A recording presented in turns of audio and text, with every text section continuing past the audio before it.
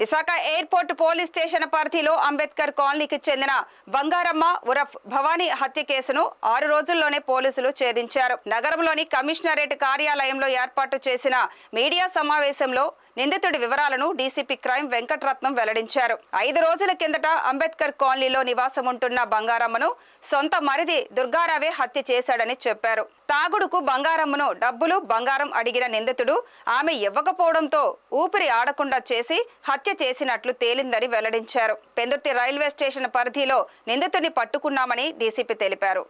గడి పెట్టున్నది అని చెప్పి ఓపెన్ చేసి చూసేటప్పటికి డెడ్ బాడీ నేల మీద ఉండడం అబ్జర్వ్ చేయడం జరిగింది. ఇమీడియట్గా కంప్లైంట్ పోలీస్ స్టేషన్కి రావడంతో ఎయిర్పోర్ట్ పోలీస్ స్టేషన్కి కేసు ఏమో రిజిస్టర్ చేయడం జరిగింది. అప్పుడు మనకి తెలిసింది ఏంటంటే ఆ కంప్లైంట్ అంటే డిసీజ్డ్ బాడీ మీద ఉన్నటువంటి చెవిదుద్దులు చైన్ కూడా మిస్ అయ్యావని. యాక్చువల్గా జరిగింది ఏంటంటే ఎవడైతే అక్యూజ్డ్ ఉన్నాడో అతను మరిది బ్రదర్-ఇన్-లా. అతను యాక్చువల్గా రెసిడెన్స్ అయితే రాజరాజేశ్వరి కాలనీ విజయవాడ. అక్కడ భార్య పిల్లలు ఉన్నారు. 2 నెలలుగా భార్యతో కొంచెం ఘర్షణ జరిగి ఇక్కడికి వచ్చేసాడు. ఈమె ఎలోన్గా ఉండడము అంటే తిన భర్త కూడా 2017లో చనిపోయాడు, డిసీజ్డ్ హస్బెండ్. అప్పటి నుంచి ఒంటరిగా ఉంటుంది. ఆమెకి 2 ఆడపిల్లలకి మ్యారేజ్ అయిపోయింది. ఒక అమ్మాయి అల్లుడు అండ్ ఆ తల్లి ఒక ఇంట్లో ఉంటారు. ఈమె ఒకదాయి ఒక ఇంట్లో ఉంటుంటారు.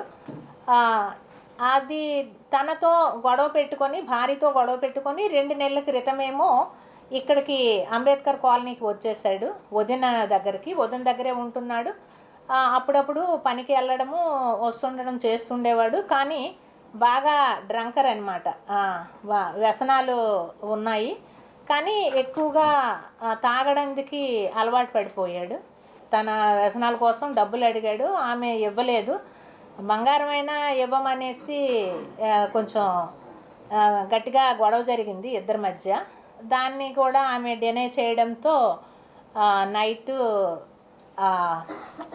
దుప్పటి ఉంటుంది కదా, దుప్పటిని మొహం మీద గట్టిగా వేసి స్మోదరింగ్ అనమాట, ఊపిరి ఆడకుండా చేసేసి, అలాగే తన మెడలో ఉండేటటువంటి నల్ల తాడు ఉంటుంది కదా, ఒక నల్ల తాడు కట్టుకుంటాం కాబట్టి దాన్ని గట్టిగా మెడకి వేసి బిగించేయడం జరిగింది. సో ఆ విధంగా చనిపోవడం జరిగింది.